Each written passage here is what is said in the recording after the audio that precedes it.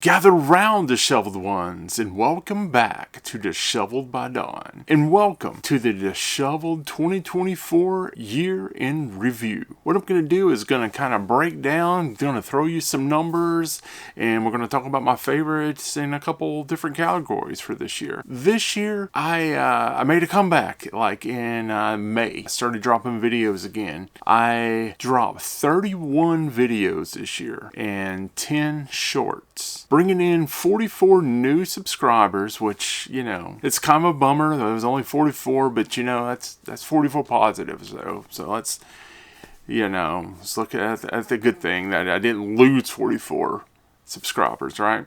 I gained 45 of you beautiful people. Thank you. Thank you for subscribing. Hopefully in 2025, I get 400 more. One could hope, right? All my videos, I had 12,276 views. So, thank you guys. Thank you so much. Couldn't do this without you. Could not. Movies. I watched 124 movies this year. 27 of those movies I saw in the theater. My favorite 4 movies that I saw this year. And this year was really good for movies for me. I mean, there are going to be some bangers that aren't on this list that I absolutely love. But unfortunately, I'm limiting myself to 4. Movies like Wicked. I absolutely loved Wicked. Movies like Deadpool Wolverine. I mean, I had so much fun with that movie. It was awesome. Even Maxine didn't make this list just because the high quality movies that were out this year. It didn't make the list. It was close. It was 5. So if I would have went 5, I would be talking about Maxine. But unfortunately, I did put that limit to myself. So at number 4, you've got Abigail. Abigail dropped, I believe, in like February. And I was like, this is the best vampire movie I have seen in like the last 10 years. And if you guys know me and you know this channel, you know I love vampires about as much as I love slasher movies. This movie was outstanding. And you heavy metal bros out there, you know that I'm marked out whenever Blood and Tears started playing. Actually, there may have been a tear in my eye when that started. Maybe. I will never tell. Who was sitting beside me? They know. Don't you comment in there. I'm telling you, don't you comment. Number 3, it's still in the theaters, so I am not going to be able to show you any physical media for it. And that is Nosferatu. I absolutely loved that movie. The dread was there. The dong was there. The moodiness was there. The mustache was so there. I absolutely love this. And I'm not like a Robert Eggers guy. And I think that's how you say his name. It may not be. But I'm not like, you know, everything he does I love. I love The Lighthouse, but hated The Witch. Now, I probably need to go back and rewatch The Witch because, you know, maybe I wasn't in the mood. I know producer Jamie really dug it. I did not. And I've not seen The Northman yet, so I don't know.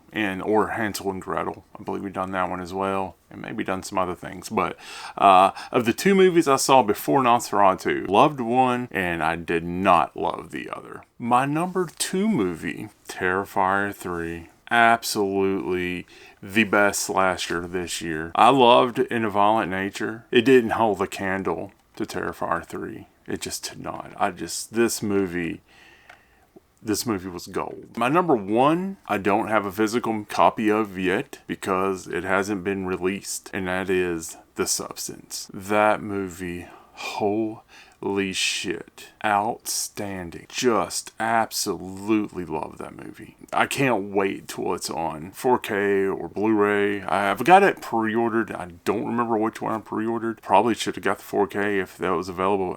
Something tells me there was no 4K available and I got a Blu-ray. I don't know. But maybe I'll screenshot what I got right here. Yeah, that's what I'll do. Next up is books. I didn't read as many books as I wanted to this year. Only hit 27.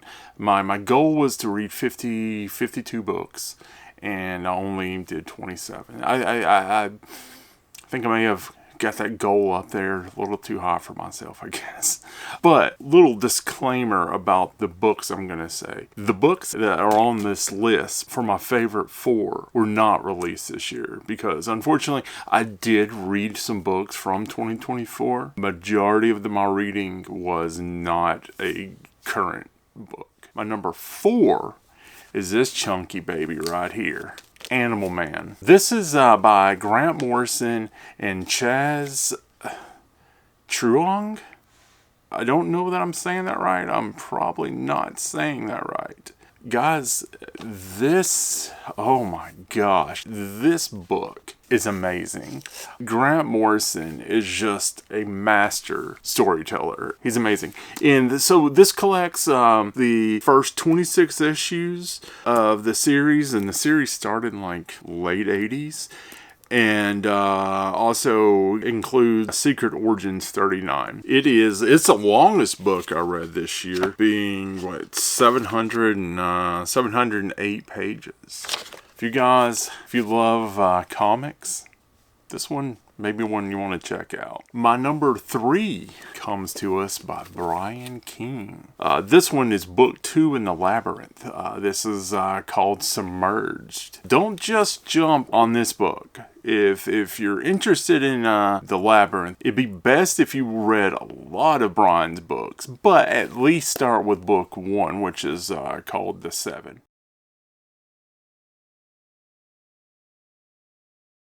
This one, God, I absolutely love Brian's storytelling.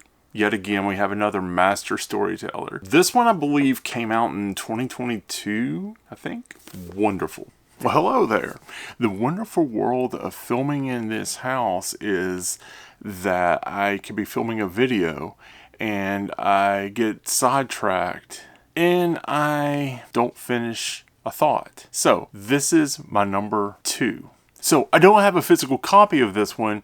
I checked it out the library with the app called Hoopla. It is Do a Powerbomb by Daniel Warren Johnson. This story is completely amazing. I absolutely love it. This story just rips your heart out, and it's such a good story. Even if you're not a wrestling fan, you should still think about picking this one up. It is outstanding. Now, I do plan on owning a physical copy of it, but I'm holding out in hopes that we get a nice, oversized hardback for it. As of right now, that's not in the cards. I don't see it. It's not available. I've held the trade in my hand, but it's like, I'm not going to spend $20 on this and then buy it again whenever they announce that hardback, because I'm cheap like that. That is my number 2, Do a Powerbomb. My number 1 book is Rabbit Hunt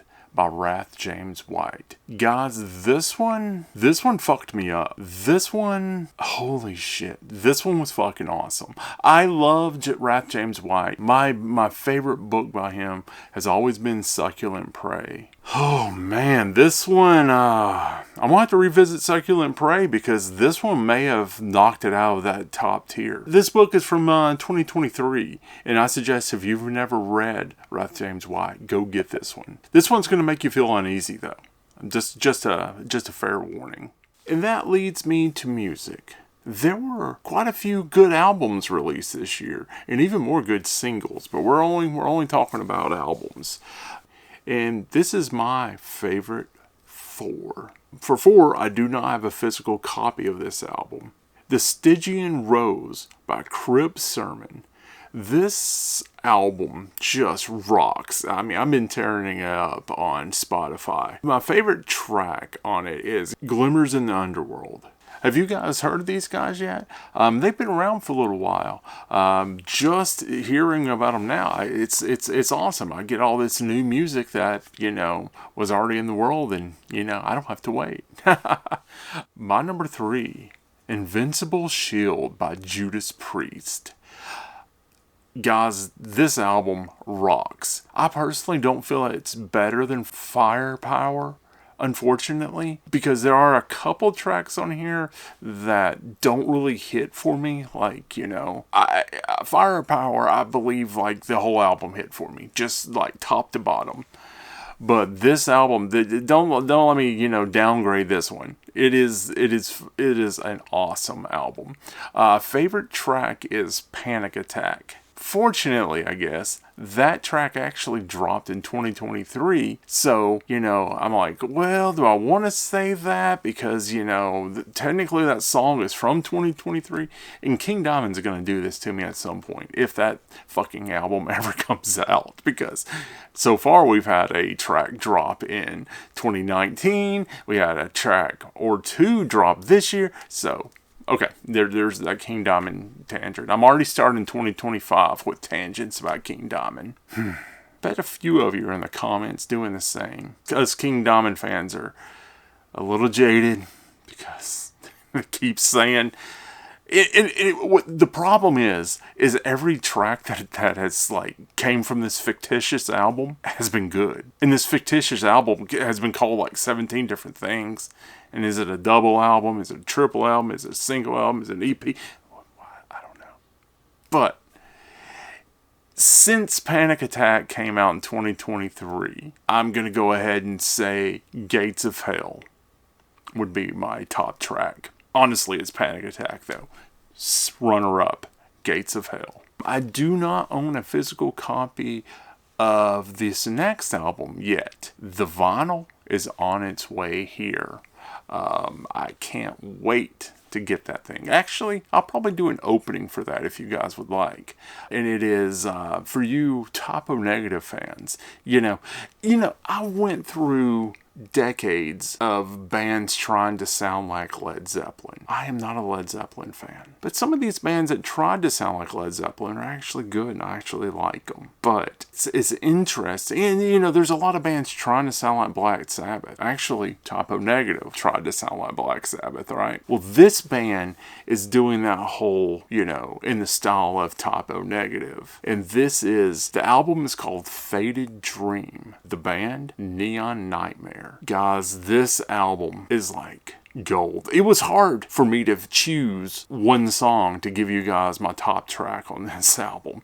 Because, there's only 7 tracks on this album. Every one of them are good. So the one I went with is They Look Like Shadows. If I was you and I was going to sample their stuff, go ahead and start with They Look Like Shadows. Because if you don't like that song, you're probably not going to like the rest of this album. But if you like that song, you're probably going to like this album. Because this album is very inspired by the sound of Type O Negative. And if you've known me, even on the channel, you probably know that I'm a huge Type O Negative fan. Top 5 bands of all time for me. And it's October Noir, Mitchell turned me on to them, and I fucking love them. These guys are up there with October Noir. Check these guys out. My number 1 album that was released this year, it was actually not released too long ago, but it shot straight to the top. And we're talking top 5 bands. Here's another one. One Assassination Under God, Chapter 1. Yet again, guys, every song on this album is good. I had to weed out what I was going to say on here as my top song, and I Raised the Red Flag is where I went. But any track on this album I could have said with conviction, because this album, when you think, what is Doug gonna like? I don't like everything Manson has put out. There's this one, however, wow, this album is badass. Actually, we're going to look into this album because I love the packaging here is really cool. So I want you guys to see that. So you have the Manson art there on the cover. What's really cool, though, is once you get this pulled out, also have that. Really cool. It's like a little card thing, just a little cover. But the cool thing is the lyrics are printed up like a newspaper. I think that is really cool. I don't know, maybe I'm just a dork, but I thought that was a really cool design. Then, of course, we got some more art here. I guess we got the angel, because he has like a halo there, and then you got the demon here. But I thought that was really cool, how they did the lyric sheet. Made it up like a newspaper. How was your 2024? What was your, goals on reading, goals on watching movies? Did you reach them? Do you even have goals like that? One of my big things this year, personally, was trying to get my health going, and I've been focusing on that. I've lost a lot of weight. Trying to do better at eating and, things like that. Let me know down in the comments, what was your favorite album of the year? What was your favorite book of the year? And what was your favorite movie of the year? I'm anxious to see these. And as always, stay spooky and keep it disheveled. Invisible. Judas Priest, Invincible Steel. Shield. Invincible Shield. Not Steel. The fuck. My number 3, Judas Priest. My number 3. Invincible. Why do I want to keep wanting to say Steel? Shield.